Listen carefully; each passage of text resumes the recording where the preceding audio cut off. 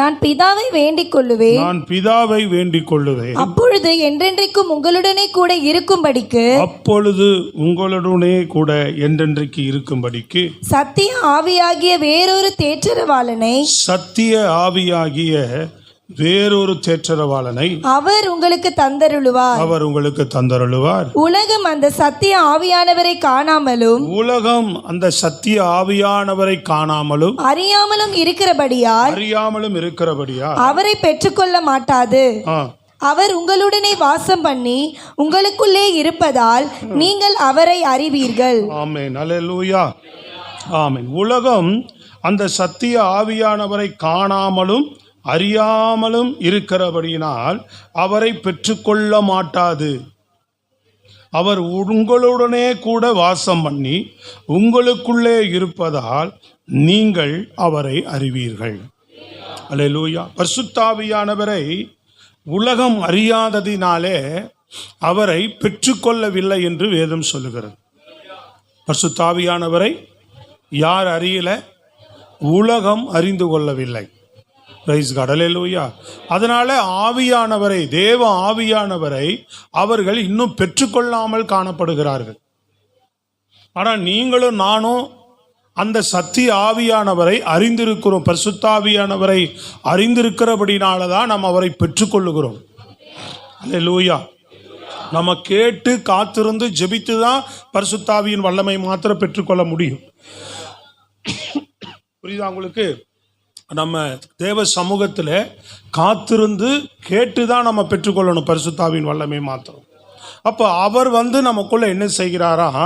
நமக்குள்ளே தங்கி நமக்குள்ளே வாசம் செய்கிறாரா? சொல்லுங்க, என்ன செய்கிறார்? பரிசுத்த ஆவியானவர் நமக்குள்ளே தங்கி நமக்குள்ளே வாசம் செய்கிறார். தேவ ஆவியானவர். அதனால தான் பவுல் ஒரு இடத்துல சொல்லும்போது சொல்லுவார், நாங்களோ உலகத்தின் ஆவியை பெறாமல் தேவனிடத்திலிருந்து புறப்பட்டு வருகிற பரிசுத்த ஆவியை பெற்றிருக்கிறோம் என்று சொல்லுகிறார். கரங்களை தட்டி சொல்லுங்க.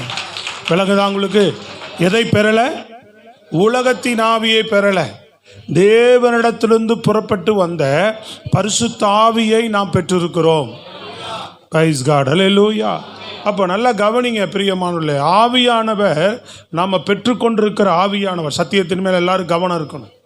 நம்ம பெற்றுக்கொண்டிருக்கிற பரிசுத்த ஆவியானவர் நமக்குள்ளே தங்கி நமக்குள்ளே வாசம் செய்கிறார்.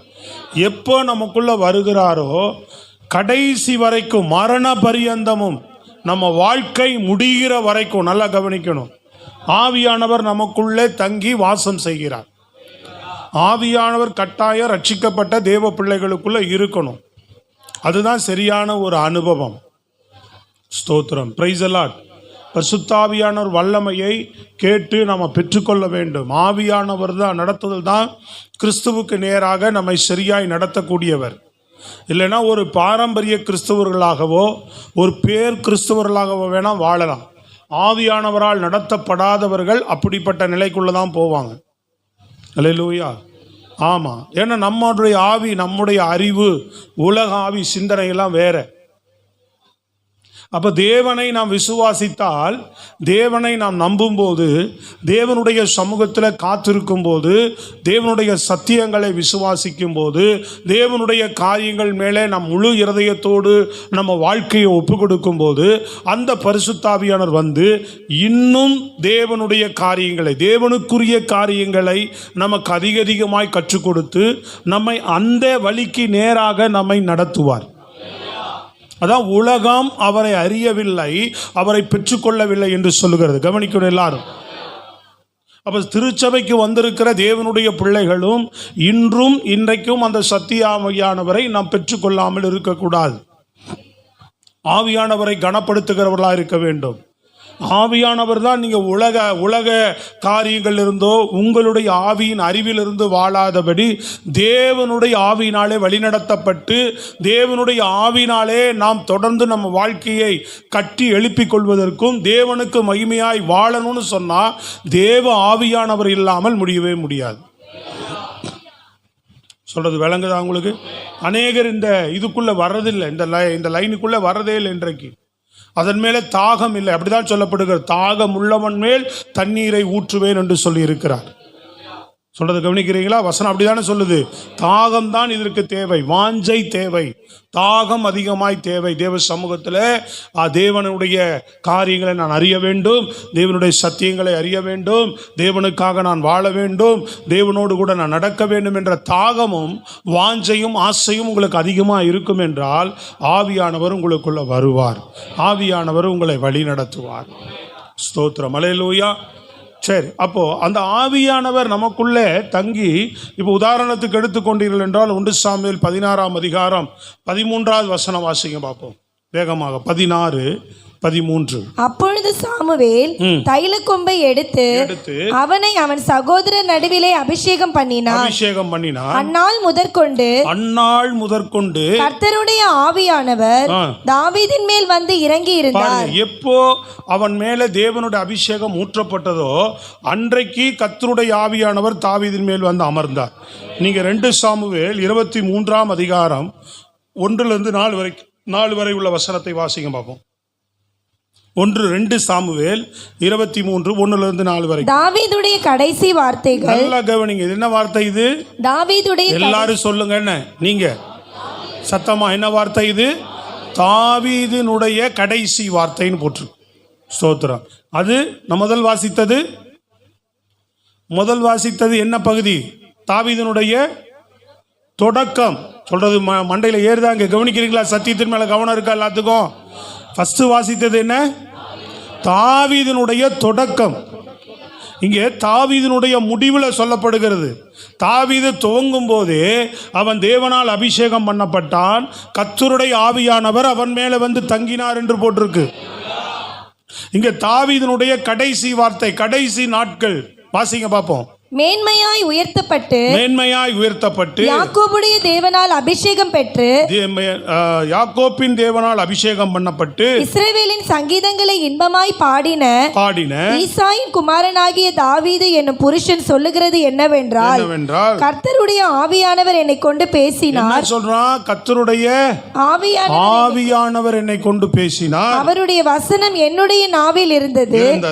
இஸ்ரவேலின் தேவனும் இஸ்ரவேலின் கன்மலையும் ஆனவர் எனக்கு சொல்லி உரைத்ததாவது, நீதிபரராய் மனுஷரை ஆண்டு தெய்வ பயமாய் துரைத்தனம் பண்ணுகிறவர் இருப்பார்.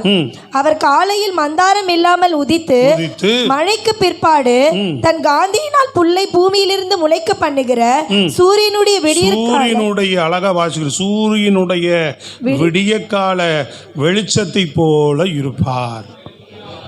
வாசிக்கிறோம், எல்லாருக்கும் போகணும். இந்த உச்சரிப்போடு அழகா வாசிக்கணும். வேகமாக வாசிக்கும் போது விட்டுறக்கூடாது வார்த்தையை. கவனிங்க, இங்கே ஆவியானவருடைய, நல்ல கவனிங்க, வசனத்தின் மேலே ஏமா கவனம் இருக்காமா எல்லாத்துக்கும்? இல்லை பாதி தூக்கத்தில் இருக்கிறீங்களா? பின்னாடி கையை உயர்த்தி சொல்லுங்க பார்ப்போம். சகோதரிகளா, நல்ல கரங்களை உயர்த்தி ஒரு அல்லேலூயா, நல்ல சத்தமாக குரலை எழுப்பி சொல்லுங்க பார்ப்போம். ஆமென், பிரைஸ் தி லார்ட். இங்கே ஆவியானவருடைய அபிஷேகத்தை பெற்றவன், ஆவியானவருடைய நடத்துதல் அவன் வாழ்க்கையில் எது வரைக்கும் இருந்திருக்கிறது? தாவீதினுடைய வாழ்க்கையில் கடைசி, வாய்த்தரன் சொல்ல, எது வரைக்கும் இருந்தது? கடைசி வரைக்கும் ஆவியானுடைய வழிநடத்தல் அவனோடு கூட இருக்கு. ஆவியானுடைய வழிநடத்தலை எப்படி அவன் பெற்றுக்கொள்ளுகிறான் பாருங்க. நம்ம உலக அறிவினாலேயோ நம்மளுடைய ஆவியின் ஏவுதலினாலேயோ அந்த வெளிப்பாடுனாலேயோ எதை பெற்றுக்கொள்ள முடியாது. அவன் இன்னும் இவனுடைய காலத்துக்கு பின்பு ஒரு 1500 ஆண்டுகளுக்கு பின்பு பிறக்க போகிற இயேசு கிறிஸ்துவனுடைய பிறப்பை குறித்து, ஸ்தோத்திரம், அல்லேலூயா, இயேசு கிறிஸ்துவனுடைய பிறப்பை குறித்து, ஒரு 1000 ஆண்டுகளுக்கு பின்பு பிறக்க போகிற இயேசு கிறிஸ்துவனுடைய பிறப்பை குறித்து அங்கே பேசுகிறான் அவன். ஆவியானவர் எனக்கு அதை வெளிப்படுத்தினார் அப்படின்றான். ஆவியானவர் எனக்கு சொன்ன, கடைசி காலத்தில் உன் சந்ததியின் மூலமாக, உன்னுடைய ஜெனரேஷன் மூலமாக, புரியுதா உங்களுக்கு? கிறிஸ்து என்னும் ரட்சகர் தேவகுமாரன் இந்த பூமியில் பிறப்பார் என்பதான் அந்த 4 வசனத்துக்குள்ள சொல்லுகிறான். சொல்றது புரியுதுங்களா உங்களுக்கு? அப்போ ஆவியானவர் ஒரு மனுஷனை தெரிந்து கொண்டால், அவனுக்குள் தங்கினால், அவனுக்குள் வாசம் பண்ணுகிறார் என்றால் எது வரைக்கும் அப்படின்னா கடைசி வரைக்கும் நமக்குள்ளே வாசம் செய்கிறார், நமக்குள்ளே இருக்கிறார் அவர். அப்போ அதை காத்து கொள்ளணும். தொடக்கம் முதல் முடியும் வரைக்கும் நமக்குள்ள இருக்கிறவரை என்ன செய்ய வேண்டும்? காத்து கொள்ள வேண்டும். சவுல் சொல்லுகிறான், தேவன் தன்னை விட்டு போனார், ஆவியானவர் என்னை விட்டு போயிட்டார் அப்படின்றத அவனே சொல்றான். அவனே ஸ்டேட்மெண்ட் கொடுக்குறான் பாருங்க. நான் சொல்றது விளங்குதா உங்களுக்கு? அவனுக்கே தெரியுது ஆவியானவர் தன்னை விட்டு போயிட்டார். நமக்கே தெரியும் ஆவிக்குரிய வாழ்க்கையில குன்றி போய் இருக்கிறோம், ஆவிக்குரிய வாழ்க்கையில மந்தமா இருக்கிறோம், ஜெப வாழ்க்கையில குன்றி போய் இருக்கிறோம், ஆவியானவர் நடத்துதல் எனக்கு இல்லை. சொல்றது விளங்குதாங்க? ஆவியானவருடைய நடத்துதல் எனக்கு இல்லாம இருக்கு. நான் என்ன நடத்தலையே ஓடுறேன், உலக நடத்துதல ஓடுறேன், உலக அறிவில் ஓடிக்கிட்டு இருக்கிறேன். இன்னைக்கு திருச்சபை தேவ பிள்ளைகள் எப்படி ஓடிக்கிட்டு இருக்கிறோம், எப்படி வாழ்ந்துகிட்டு இருக்கிறோன்றத இந்த சத்தியத்தை நீங்க கொஞ்சம் கேட்டு கவனமா நடந்தீங்கன்னா ஆண்டவருடைய வருகைக்கு நம்ம போய் சேர முடியும். தேவனுக்கு உகந்த பாத்திரங்களாய் நம்ம வாழ முடியும். பிரைஸ் தி லார்ட், ஹல்லேலூயா. கொஞ்சம் நல்லா சத்தமாக தான் ஒரு அலையிலே சொல்லுங்க பாப்போம், பலமான ஒரு அலையிலே சொல்லுவோம். ஆமா, இன்னைக்கு எந்த மனநிலையில் நம்ம வாழ்ந்து கொண்டிருக்கிறோம், எப்படிப்பட்ட மனநிலையில தேவ பிள்ளைகள் ஓடிக்கொண்டிருக்கிறோம், ஆவியானவருடைய வழிநடத்துதலுக்குள்ளே சபை பயணித்து கொண்டிருக்கிறதா? சவுல் பாருங்க, தன்னை விட்டு ஆவியானவர் போனதை அறியாம அவன் சொல்றான், போனா அவ என்னை விட்டு போயிட்டார் அப்படின்றான். தெரியுது அவனுக்கு. இன்னைக்கு நமக்கு தெரியுது, உலகத்துக்குள்ள வந்துட்டோம், உலகத்துக்குள்ள கொஞ்சம் போயிட்டோம், மாம்சத்துக்குள்ள கொஞ்சம் போயிட்டோம், தேவனுடைய ஆவியானவர் நடத்துதல் குறைந்து போயிருக்கிறது என்று சொல்லி சொல்றது விளங்குதான் உங்களுக்கு? அப்போ இன்னைக்கு அவன் தெரிஞ்சிருந்தும் கூட பாருங்க நிர்விசாரமா இருந்தான் சவுல். எப்படி இருந்தான்? அப்ப என்ன பண்ணல தாவீது, என்ன பண்ணான் தெரியுங்களா? இடப்பட்ட நாள்ல அவன் தேவனுக்கு பிரியமில்லாத ஒரு காரியம் வரும்போது ஆவியானவர் தன்னை விட்டு போய்விடுவாரோ என்ற பயத்தில், உங்க ஆவியானவரை என்னை விட்டு எடுத்துக்கொள்ளாதிருங்க, என்ன மன்னிங்கன்னு சங்கீதம் 51 மன்றாடி ஜெபிக்கிறத நம்ம பார்க்கிறோம். ஆனா தன்னை விட்டு போயிட்டாரேனே தெரிஞ்சிருந்தும் சவுல் என்ன பண்றான்? நிர்விசாரமா தான் இருந்தான். ஆண்டவரே, உங்க ஆவியானவர் இருக்கும்போது என் வாழ்க்கை எவ்வளவு மகிமையா இருந்தது, வெற்றி உள்ளதா இருந்தது, இன்னைக்கு நீங்க என்னை விட்டு போயிட்டீங்களே. அப்ப தேவன், அதான் நல்லா கவனிங்க, ரட்சிப்பு இயேசு கிறிஸ்துவின் மூலமாய் கிடைக்கிறது. சிலுவையின் மரணத்தினால ரட்சிப்பு. கிறிஸ்து இயேசு எதன் மூலமாக வாழ்கிறார், நமக்குள்ள வாசம் பண்ணுகிறார்னா ஆவியானவருடைய வல்லமையின் மூலமாக தான் நமக்குள்ள வாசம் பண்ணுகிறார். சத்தமா நல்ல ஒரு அல்லேலூயா ஆமென் சொல்லுங்க. இதெல்லாம் சத்தியம். இந்த சத்திய வெளிச்சம், இந்த சத்திய அறிவு தேவ பிள்ளைகளுக்கு இருந்தாதான் அதில் நம்ம விளங்கி நடக்க முடியாதுல்ல.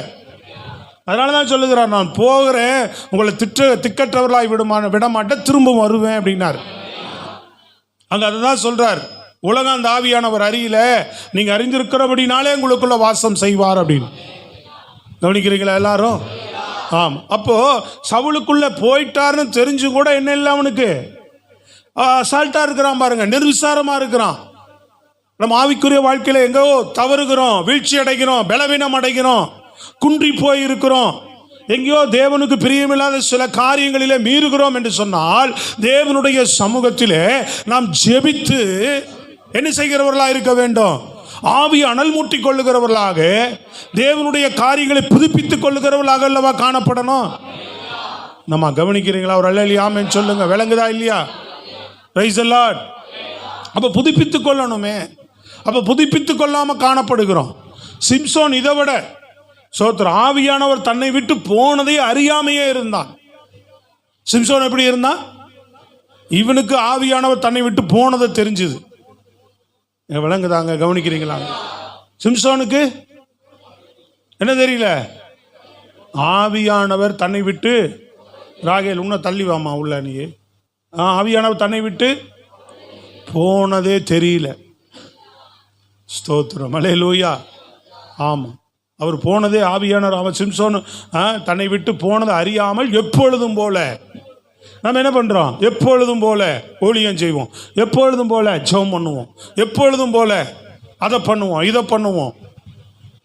ஆவியானவர் கூட இருந்து செய்தால் தானே வெற்றி கிடைக்குவாங்க, சத்துருவின் மேலே ஜெயம் வரும். சொல்றது விளங்குதாங்க? போனதே தெரியல அவனுக்கு. அப்ப தேவன் கூட இருக்கிறாரா? ஆவியானவர் கூட இருக்கிறாரா? பிரியமானவர்களை கவனித்துக் கொள்ளுங்க.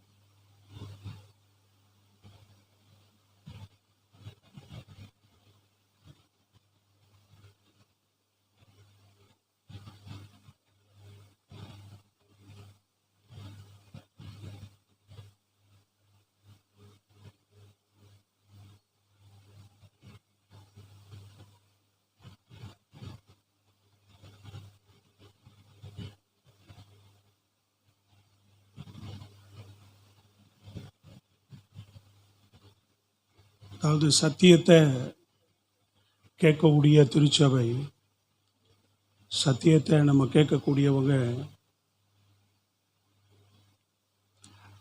ஏதோ நான் கேட்டுட்டு போகிறேன் அப்படின்ற ஒரு மனநிலை, இன்னைக்கு ஒரு பிரசங்கம் அப்படின்னு கேட்டுட்டு போகிற ஒரு மனநிலை இருக்கிற வரைக்கும் நம்ம தேவனுக்கு பிரியமாகவோ தேவனுக்கு மகிமையாகவோ நாம் எழும்பவோ வாழவோ முடியாது.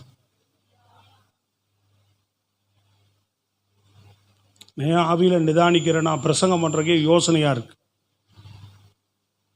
ஏன்னா இந்த சத்திய வசனங்கள் தேவன் கொடுக்கும்போது எவ்வளவு தாகத்தோடு அதை நம்ம ஏற்றுக்கொள்ளுகிறோம், எவ்வளவு தாகத்தோடு நம்ம இருதயத்தில் அதை வாங்கி அதுக்காக இந்த சத்திய வசனங்களுக்காக நம்ம பிரயாசப்பட்டு அதுக்கு நேராக நம்ம இருதயத்தை திருப்ப விரும்புகிறோம் அப்படின்றது ரொம்ப முக்கியம்.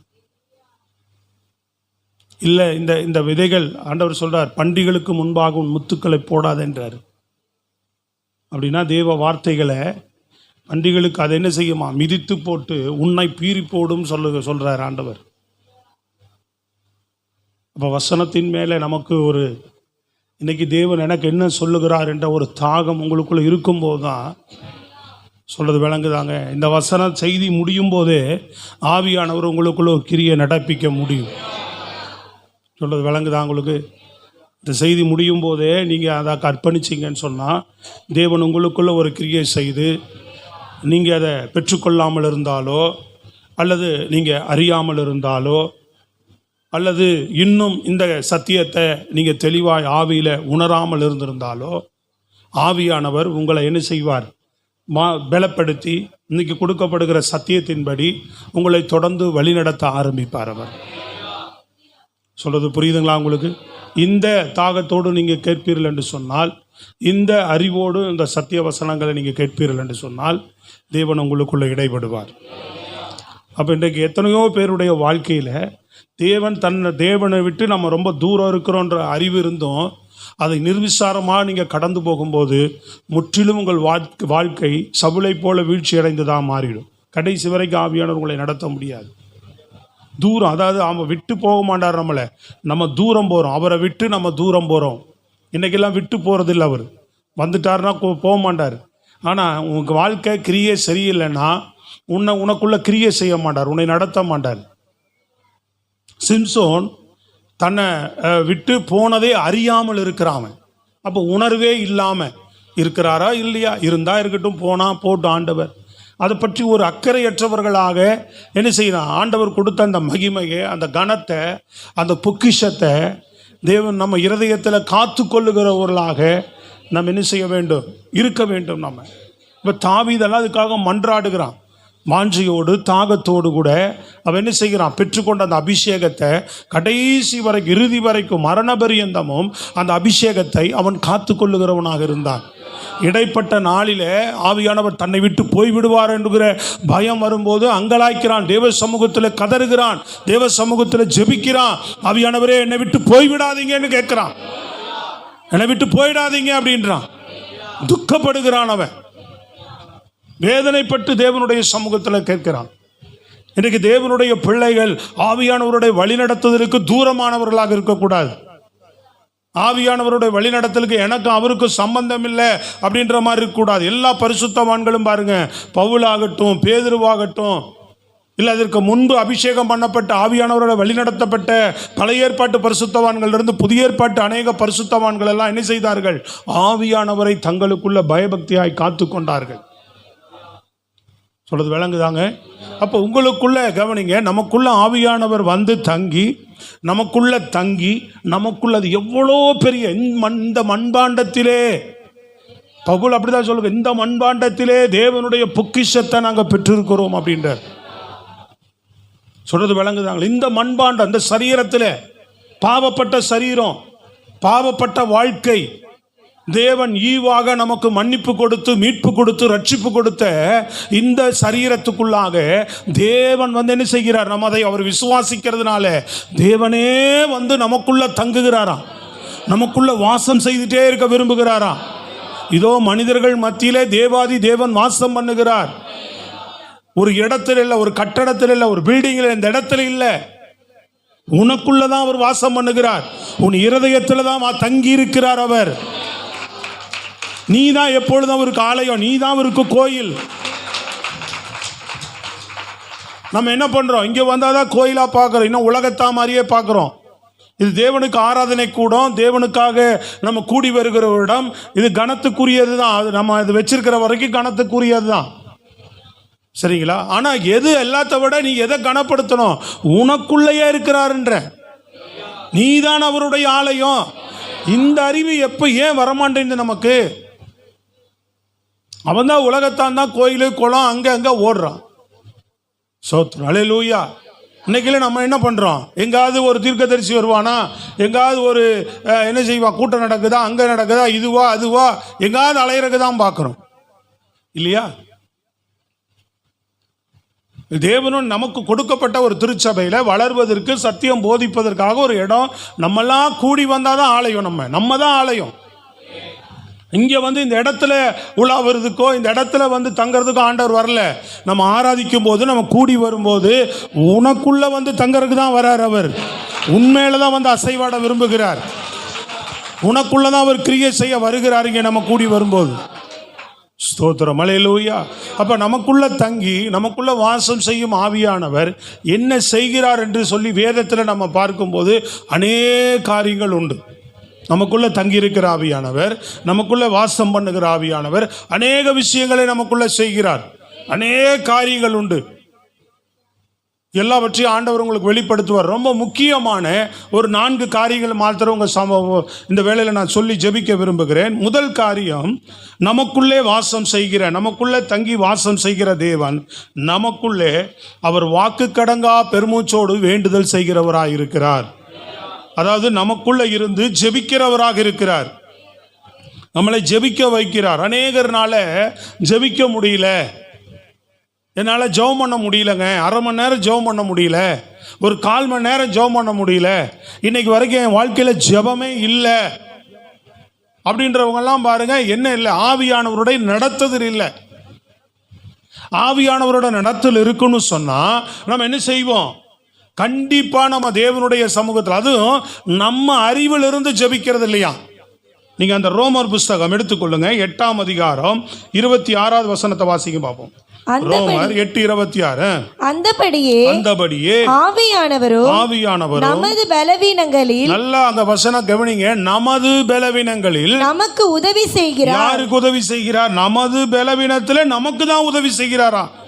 நாம் ஏற்றபடி வேண்டிக் கொள்ள வேண்டியது இன்னதென்று, நாம் ஏற்றபடி வேண்டிக் கொள்வது இன்னதென்று அறியாமல் இருக்கிறபடியால், எப்படி ஜெபிக்கிறோம் நம்ம தெரியாம இருக்கிறபடியாலாம் ஆவியானவர் தாமே வாக்கு கடங்காத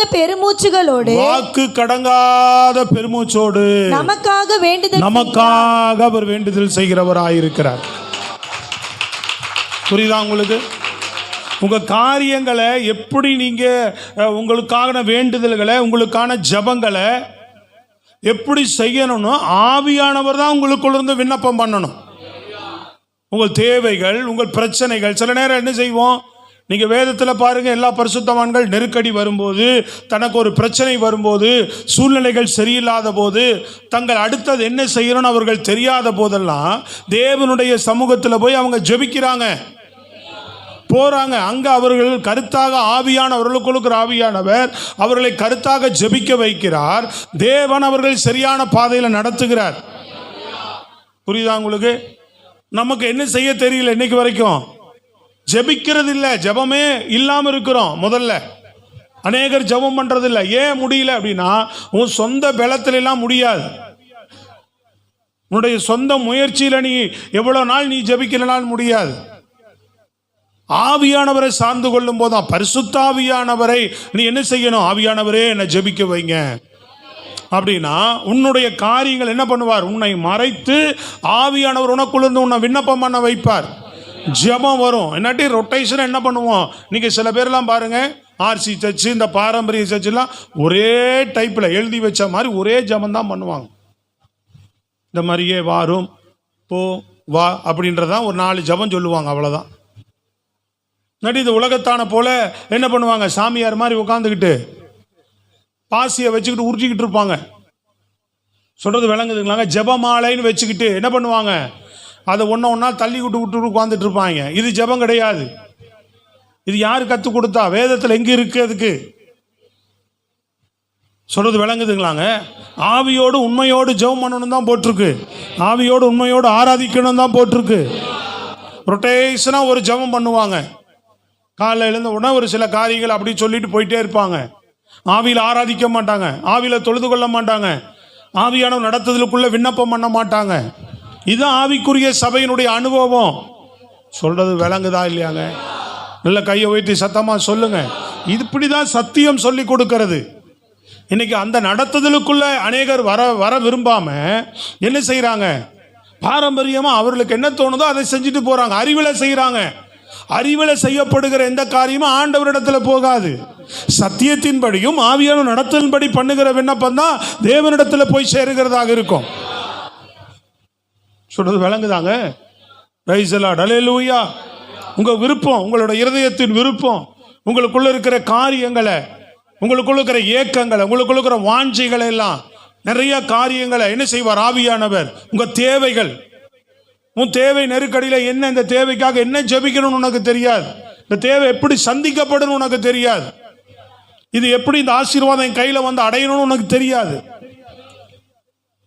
புரியுதா உங்களுக்கு?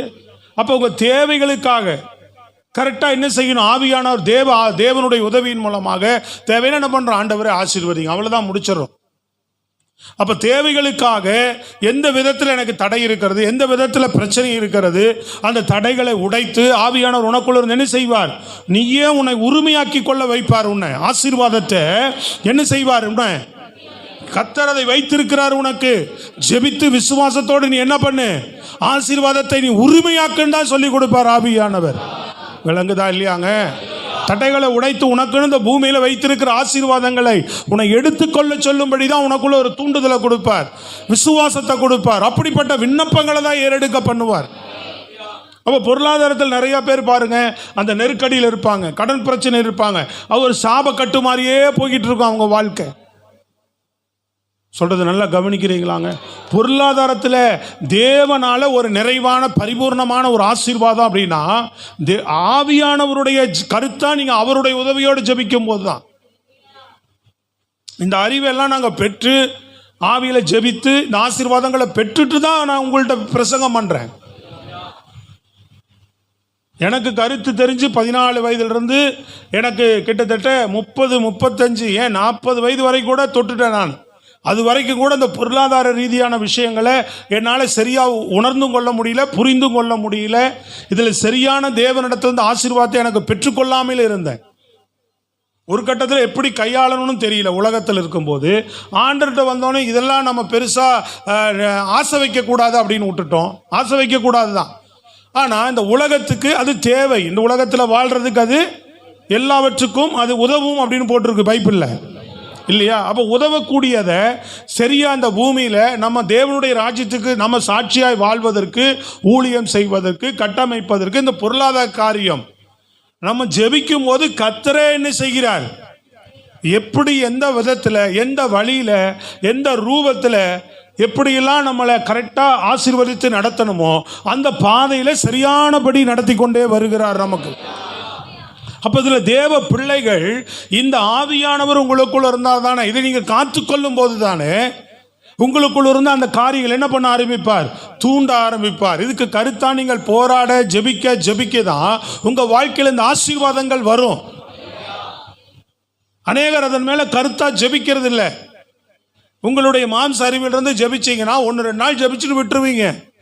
ஆவியான உதவியோடு அதுக்காக போராடி உங்கள் ஆசீர்வாதத்தை கெடுக்கிற அந்த சாப பாவத்தின் வல்லமையின் மேலே நீங்கள் உறுதியாய் ஜெபத்தில் தரித்தே நிற்கும் போதுதான் அந்த வல்லமை முற்றிலும் அழிந்து போகும்.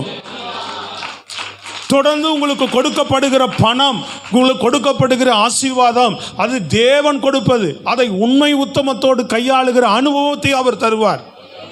அதில் தவறும் போது அப்புறம் போயிடும் அது நம்மளை விட்டு. நான் சொல்றது விளங்குதா உங்களுக்கு? எல்லாரும் என்ன கவனிக்கிறீங்களா இல்லையா? அது உங்களை விட்டு போயிடும். அது வேற மாதிரி நம்ம கையாளுகிறவர்களா இருக்கக்கூடாது. கர்த்தர் நமக்கு கொடுக்கக்கூடிய ஆசீர்வாதங்களை என்ன செய்யணும்? நம்ம கரெக்டாக நீங்கள் ஜெபம் பண்ணுங்க, ஜெயம் வரும். அதை கரெக்டாக நீங்கள் கையாளுகிறவர்களாக இருக்கணும். அதை போய் உலக பிரகாரமாக அனுபவிக்கிறதுக்கு போகக்கூடாது. அவன் சொந்த குடும்பத்தை கரெக்டாக கவனிக்கிறதுக்கும், புரியுதா உங்களுக்கு, உன்னுடைய வாழ்க்கையின் தேவ சாட்சிக்கு மகிமையாய் உன்னுடைய வாழ்க்கையின் முன்னேற்றத்துக்காக, அது உன்னுடைய வாழ்க்கையின் சாட்சிக்காக அது உனக்கு உபயோகப்படுகிறதாகவும் தேவ ராஜ்யத்துக்கு பயனுள்ளதாகவும் மாற வேண்டும். சொல்றது விளங்குதாங்க? எப்படி இருக்கணும் அது? அப்போ உன் வாழ்க்கை அழகா ஆவியானவர் நடத்துவார் உன்னை. இந்த தெளிவு, இந்த அறிவு, இந்த ஆசீர்வாதத்தை இதெல்லாம் நம்ம கையில் கொண்டு வர்றது தேவன் தான் கொண்டு வர முடியும். அப்போ பொருளாதாரம் சரி, உன்னை ஆவிக்குரிய வாழ்க்கை, இன்னைக்கு ஆவிக்குரிய வாழ்க்கையில் கூட என்ன செய்கிறோம்? நிலை இல்லாமல் காணப்படுகிறோம். சரியான சத்தியத்தை அறிந்து கொள்வதில்லை, சரியான சத்தியத்துக்குள்ள நமக்கு நடக்க தெரியல. புரியுதுங்களா உங்களுக்கு? ஆவிக்குரிய அந்த பாதைகள் என்ன அப்படின்னு நம்ம கரெக்டாக அதில் போக தெரியல. தேவனுடைய காரியங்கள் எப்படி படிப்படியாக நம்ம வளரணுன்ற இந்த புரிந்து கொள்ளுதல் இல்லை. இதெல்லாம் ஆவியானவர் தான் உங்களை படிப்படியாக நடத்த முடியும். அவர் தான் உங்களுக்குள்ள இருந்து எல்லாவற்றையுமே, இம்மைக்குரிய மறுமைக்குரிய எல்லா காரியங்களையுமே விண்ணப்பம் பண்ணுவார். உனக்குள்ள பலவீனத்திலே உதவி செய்கிறார்னு போட்டிருக்கு. உனக்கு உன் சரீர சுகத்துக்காக நீ ஜெபிக்கலாம். ஆவியானவர் விண்ணப்பம் பண்ண வச்சு உன் சரீரத்தில் எப்படிப்பட்ட பலவீனமா இருந்தாலும் நான் சொல்றேன், நீ கருத்தா ஜெபிக்க ஜெபிக்க தேவன் உனக்கு வேண்டிய ஒரு உன்னத பலத்தை உனக்குள்ள ஊற்றுவார். ஜெபம் பண்ணும்போது அது நடக்கும். உனக்கு இந்த பூமியில் உனக்குன்னு எத்தனை ஆயுசு நாட்கள் வைத்திருக்கிறாரோ அது வரைக்கும் எந்த பலவீனமும் உன்னை மேற்கொள்ளாத வண்ணம் தேவன் உனக்கு ஒரு உன்னத பலத்தை பவுலுக்கு கொடுத்தது போல உனக்கு ஒரு உன்னத பலத்தை கொடுத்து உன்னை பூமியில சாட்சியாய் நிறுத்துவார். அதுக்கு கருத்தான ஜெபம் தேவை. நீ இதை பார்த்துக்கிட்டே உடம்பை பார்த்துக்கிட்டே இருந்தால் வேலைக்கு ஆகாது. தேவனை பார்க்கணும், ஒப்பு கொடுக்கணும். அவர் என்ன உன்னை எப்படி பராமரிக்க சொல்றாரோ அப்படி பராமரி. சரீரத்தை, அவருடைய ஆலயத்தை கருத்தா ஜெபம் பண்ணு. இது எல்லாம் கடந்து அவருடைய பலன் உன்னை தாங்குகிறதா இருக்கும். அவருடைய கரம் உன்னை வழி நடத்துகிறதா இருக்கும். அவர் இந்த பூமியில் உன்னை வழி நடத்தி ஓடி முடிக்க வைக்கிற வரைக்கும் என்ன செய்யாது, அந்த சரீரம் உன்னை கீழே தள்ளிடாது. சொல்றது விளங்குதாங்க? சத்தமா நல்ல கரங்களை உயர்த்தி. அப்போ இதுக்கெல்லாம் நம்ம ஆண்டவர் அறிந்திருக்கிறது மாத்திரமல்ல பிரியமானவர்களே, அதுக்கு தான் ஆவியானவர் கொடுக்கப்பட்டிருக்கிறார். இப்போ இதுக்கெல்லாம் கருத்தா ஜெபிக்க தெரியல, சரீர சுகத்துக்காக ஜெபிக்க தெரியல. முதல் ஆவியானவர் எதுக்குன்னு நீங்க அறிந்து கொள்ளுங்க ஃபர்ஸ்ட், இல்லையா? ஆவியானவரை நம்ம பெற்றுக்கொள்ளணும். அவர் நமக்குள்ள தங்கி இருக்கணும், வாசம் பண்ணணும். எப்பொழுதுமே தங்கி வாசம் பண்ணுகிறார், அதை காத்து கொள்ளணும் நம்ம, இல்லையா? அதை தான் நம்ம ஃபர்ஸ்ட் பார்த்தோம். அப்போ நமக்குள்ள தங்கி வாசம் பண்ணினார்னா என்ன செய்கிறார் அப்படின்னு பார்க்குறோம். ஜெபிக்க வைக்கிறார். நீ விண்ணப்பம் பண்ண போகும்போது, ஜெபிக்க போகும்போது, என்னுடைய அதிகபட்சமான ஜபங்கள் 90% ஜபங்களை ஆவியானவர் நடத்துதலில் போகிறது தான். நான் எவ்வளோ பெரிய ஊழியர் கூட்டத்தில் எனக்கு ப்ரேயர் கொடுத்தாலும் சரி, நம்ம சர்ச்சில் ப்ரேயர் கொடுத்தாலும் சரி, சில காரியங்களை இதுக்கு ஜெபிக்கலான்னு யோசிச்சுட்டு சில ப்ரேயரை தியானம் பண்ணிட்டு வருவேன். ஆனால் ஆவியானவர் ஒப்பு கொடுத்து தான் நிற்பேன். ஜெபத்தில் நிற்கும்போது ஆவியானவர் நடத்துகிறதே ரொம்ப வித்தியாசமாகத்தான் இருக்கும். அவர் எப்படி என்னை ஜெபிக்க வைக்கிறாரோ அதுக்குள்ளே தான் நான் போயிடுவேன். இந்த நேரத்தில் இது தேவை, இந்த விஷயத்தில் இது தேவை அப்படின்னு அந்த நேரத்தில் என்ன ஆவியில் ஒரு லீடிங் கொடுக்குறாரோ அது ஜெபம் பண்ணுவோம். அதை தான் நம்ம ஜெபிக்கணும். சொல்றது விளங்குதாங்க? நீ அவர் உன்னை ஜெபிக்க தூண்டும் போது, ஜெபிக்க வைக்கும் போது உன் ஜெபத்தை ஸ்டாப் பண்ணக்கூடாது. 1 மணி நேரம் அப்படி போகிறது தெரியாது உனக்கு. சொல்றது விளங்குதாங்க? ஆவியில நீ உள்ள கண்ணை மூடி அவர் விண்ணப்பம் பண்ணுறதுக்கு விட்டு கொடுத்துப்பார். உனக்காக, உன் தொழிலுக்காக, உன் சுகத்துக்காக, உன் குடும்பத்துக்காக, உன் எதிர்காலத்துக்காக, பிள்ளைகளுக்காக ஆவியா நடத்துதலுக்குள்ள போ ஜெபத்தில். ஹலோ, சத்தமா கரங்களை உயர்த்தி சொல்லுங்க. அப்ப தேவன் இடைபடுவார், உன்னை கருத்தா ஜெபிக்க வைப்பார். பலவீனங்களிலே நீ ஜெபிக்க அறியாது இருக்கும் போதுன்னு போட்டிருக்கு. என்ன ஜெபிக்கணும்னு தெரியாது இருக்கும் போதுதான். கவனிக்கிறீங்களா? கவனிக்கிறீங்களான்னு சொல்லக்கூடாது, செய்தியை கவனிக்கணும். Price the Lord. உலக அறிவில் நீங்கள் வாழ்கிறதெல்லாம் உலகத்துக்கு வேணால் ஏதோ கொஞ்ச நாள் பிரயோஜனப்படலாம், நீங்கள் பரலோகத்துக்கு போகாது. பரலோக ராஜ்யத்துக்கு நீங்கள் பிரயோஜனப்பட முடியாது. சோத்திரம், அல்லேலூயா. தேவராஜ்யத்துக்கு ஏதாவது பயன்படலாமே. தேவன் அறிந்து கொண்டதுனால கிஃப்ட் கிருபை ஆண்டவர் வருகையில் எடுத்துக்கொள்ளுவார். கண்டிப்பாக எல்லாரும் எடுத்துக்கொள்ளணும் தான் எங்களுடைய ஆசை. அந்த ஆண்டவர் அறிந்த ஆண்டவருக்காக இந்த பூமியில் அவர் ராஜ்யத்துக்காக ஏதாவது ஒரு விதத்தில் பயன்படலாமே. கொஞ்சம் சொல்லுங்க ஹல்லேலூயா. எனக்கு பகுதிக்காக சபைக்காக ஜெபிக்க தெரியல, தேசத்துக்காக ஜெபிக்க தெரியல, சூழ்நிலைகளுக்காக ஜெபிக்க தெரியலனா ஆவியானவர் நமக்குள்ள இருக்கிறார். அவர் உன்னை விண்ணப்பம் பண்ண வைப்பார், அவர் உன்னை ஜெபிக்க வைப்பார். என்ன ஜெபிக்க தெரியாமல் ஏதாவது ஒரே என்ன செய்யக்கூடாது, பாட்டையே பாடிக்கிட்டு இருக்கக்கூடாது, ஒரே கூப்பாடாக போட்டுக்கிட்டு கிடக்கூடாது. ஜெபத்தில் ஒரே காரியத்தை ஏதோ புலம்பிக்கிட்டு ஏதோன்னு சொல்லிட்டு போயிட்டு இருக்கக்கூடாது. ஆவியானவர் உனக்கு என்ன வேண்டும் என்று அறிந்திருக்கிறார். அவர் கருத்தா உனக்குள்ள இருந்து விண்ணப்பம் பண்ண வைப்பார். எல்லா விஷயங்களுக்குமே, உன் சரீர காரியத்திற்கு, உன் பொருளாதார காரியத்திற்கு, உன் ஆவிக்குரிய நிலைக்கு. சொல்லுங்களேங்க, எனக்குள்ள நான் பல முறை சொல்லியிருக்கிறேன். நான் பொருளாதார ரீதியாகவும் இந்த அனுபவங்களை நான் ஜெபத்தின் மூலமாக பெற்றிருக்கிறேன். பல காரியங்கள் விடுதலைக்காகவும் தேவனுடைய சமூகத்தில் ஜெபம் பண்ணி விடுதலைகளை பெற்றிருக்கிறேன். ஆவிக்குரிய நிலையில தடுமாறும் போதும் ஆண்டவரால் உணர்த்தப்பட்டு தேவனுக்கு அர்ப்பணித்து, புரியுதுங்களா உங்களுக்கு, சில காரியங்களை அர்ப்பணிக்க வைப்பார், சில காரியங்களை ஒப்பு கொடுக்க சொல்லுவார். அப்போ ஒப்பு கொடுத்து கர்த்தர் சமூகத்தில் காத்திருக்கிற வேளையில் அந்த ஆவிக்குரிய வெளிச்சங்கள், சரீரம், மாம்சம், பெலன், நம் அறிவு, உலகத்தில் வளர்ந்த அந்த விதங்கள் என்ன செய்யாது, நம்மளை தேவனை பற்றிய அறிவை நமக்குள்ள கொண்டு வர்றது கடினமாக இருந்துச்சு. அப்ப தேவன் அர்ப்பணிக்க சொல்றார். 40 நாள் அர்ப்பணி, தேவ சமூகத்தில் காத்துரு, இரவுல விழித்து காத்துரு, தனித்து காத்துரு. பல நேரங்கள் ஆண்டவர் சொல்லும்போது சரீரத்தை ஒடுக்கி தேவ சமூகத்தில் பல மணி நேரங்கள் காத்து கிடக்கும் போது, பல நாட்கள் தேவ சமூகத்தில் காத்து கிடந்ததுனால தான் சரீரம் ஒடுக்கப்பட்ட பின்பு ஆவியானுடைய வெளிச்சம் தானாக கொடுக்க ஆரம்பித்தார்.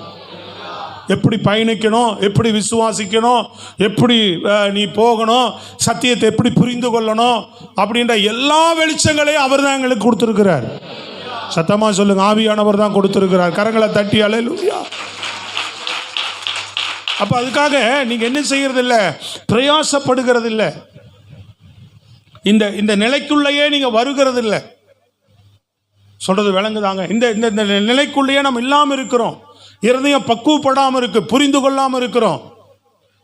வேகமா ஓடிக்கிட்டு இருக்கிற உலகமா இருக்கு, விஞ்ஞான உலகமா இருக்கு. அவசரம்னா ரொம்ப அவசரத்தில் போகுது. இப்போ ஏஐன்னு வந்திருக்கிற ஒரு அவசரம், ரொம்ப நொடிக்கு நொடி உனக்கு பதில் சொல்லுது. அப்போ என்னது அவசரம்னா என்னது, உடனே எனக்கு பதில் தேவை, உடனே காரியங்கள் நடக்கணும். அப்படி போயிட்டு இருக்கிறோம். அப்படியே போய் அவசரமாக போய் சேர்ந்துடுறான். சொல்றது விளங்குதாங்க? எப்படி கண்டுபிடிச்சு வச்சிருக்கிறான். அப்ப ஆண்டவர் வேத வசனம் சொல்றது நிறைவேறுதா இல்லையாங்க? கடைசி காலத்தில் என்ன ஆகும், அறிவு பெருத்து போகும். மனித அங்கேயும் இங்கேயும் தேடி கீடி ஓடி அலைவான். இதெல்லாம் தான் அடையாளம்னு சொல்லி இருக்கிறார் ஆண்டவர். மனிதனுடைய அறிவு என்ன ஆகும், எல்லாம் இந்த 100 ஆண்டுக்குள்ளதான் இப்படி நடந்திருக்கு. அறிவு பெருத்து போன காரியமெல்லாம் இந்த 100 வருஷத்துக்குள்ளதான். மின்சாரம் கண்டுபிடிச்சதுலேருந்து, சினிமா கண்டுபிடிச்சதுலேருந்து, இந்த டெக்னாலஜி வளர்ச்சிகள் அத்தனை வந்தது இந்த 100 வருஷத்திற்குள்ளதான். அதுக்கு முன்னாடி கிடையாது. அது மிக வேகமாக இந்த 20 ஆண்டுகளுக்குள்ளாக வளர்ந்துருக்கு. இன்னைக்கு இருக்கிற படிக்கிற எல்லாரும் படி எல்லா பிள்ளைகளும் படிக்குது. எல்லாம் படிச்சு எங்க இருக்கு, இந்த அறிவெல்லாம் எங்க இருக்குது, குட்டி செவராய் தான் இருக்கிறாங்க அத்தனை பேரும். சொல்லுங்க அல்லேலூயா, சத்தமா சொல்லுங்க. அறிவு பெருத்திருக்குது, உலக அறிவு தான் பெருத்திருக்குது. என்ன செய்யணும், எப்படி நடக்கணும், எதை தேர்ந்தெடுக்கணும், எதை தேர்ந்தெடுக்க கூடாதுன்றதே இல்லை. அந்த பகுத்தறிவு இல்லை, புரிந்து கொள்ளுதல் இல்லை. சொல்றது விளங்குதா? அப்படிதான் இன்னைக்கு நம்ம தமிழ்நாட்டில் கூட ஒரு முதல்வரை கூப்பிட்டு உட்கார வச்சிருக்கிறாங்க எல்லாரும். ரொம்ப அறிவு பெருத்து போனதுனால தான். சொல்றது விளங்குதாங்க? Price the Lord. சொல்லுங்க நல்லா. ஆமா, ரொம்ப அறிவு பெருத்து போனதான் என்ன பண்ணிட்டு இருக்கிறாங்க, உடனே ஒருத்தரை கூப்பிட்டு உட்கார வச்சுட்டாங்க. பிள்ளை கேட்டால் சாக்லேட் வாங்கி கொடுக்கலாம், நாட்டையா கொடுக்க முடியுமா? கொடுத்துட்டாங்க பாருங்க. அப்ப என்ன இருக்கு, படிப்பு தான் இருக்குது, உலக அறிவு இருக்கு. என்ன செய்யணும் அதெல்லாம் எனக்கு தெரியாது. அப்ப எதை நம்பியா வாழ்றாங்க? செல் என்ன சொல்லுது, வாட்ஸ்அப் என்ன சொல்லுது, யூடியூப் என்ன சொல்லுது, ஃபேஸ்புக் எனக்கு என்ன சொல்லுது, சொல்லுங்க. உலகம் அறிவு. ஏய் சொல்றான், ஒரு வசனம் சொல்றான், அதுக்கு குறிப்பு சொல்லுது உடனே. அது இதுக்கு குறிப்பு வேணா, ஒரு செகண்டுங்க அப்படின்றக்குள்ள குறிப்பு எங்க, எவன் என்ன டைப் பண்ணானா, என்ன பண்ணா, என்ன கேட்டாலும் என்ன அப்படின்றக்குள்ள அடுத்த செகண்ட் வந்து பதில் விழுது. நான் சொல்லிட்டேன் பசங்க, இது யூஸ் பண்ணாதீங்க. அல்லேலூயா. நல்லா இருக்கிற மாதிரியே தெரியுது, ஆனால் என்ன பண்ணாதீங்க, வேண்டாம். சோத்திரம். சுய அறிவில் வாழ்வோம். கொஞ்சம் சத்தமாக சொல்லுங்களேன் பார்ப்போம். கரங்களை உயர்த்தி நல்ல பலனோடு சொல்லுங்க. ஆமாம், அது ஒன்று ரெண்டு உதவும். அப்புறம் பூரா என்ன ஆகிடும், ஓ நல்லா இருக்க அப்படின்னு அது மேலேயே நமக்கு நாட்டம் போய் அதையே பாருங்க. இன்னும் கொஞ்ச நேரத்தில் எல்லாம் அது சொல்கிறதா இவன் கேட்டுட்ருப்பான். ஆமாம், மனுஷனை நான் அடிமையாக்குவேன், அதான் சொல்லுதான். கடைசியில் நான் அவனை அடிமையாக்குவேன், அவனை நான் கொல்லுவேன் தான் சொல்லுதான். இல்லையா? அது கண்டுபிடிச்சது அது பேசுதான். அது இவன்லாம் நாளைக்கு எனக்கு அடிமையாவான். விளங்குதுங்களா உங்களுக்கு? இதுக்கு பின்னாடிலாம் பிசாசுனுடைய கிரிதா இருக்கு. ஐயோ கொஞ்சம் விளங்குதா இல்லையாம்மா? சத்தமாக சொல்லுங்க பார்ப்போம். இப்படி தான் போயிட்டுருக்குறோம். இந்த அறிவுக்குள்ளே தான் ஓடிட்டுருக்குறோம்.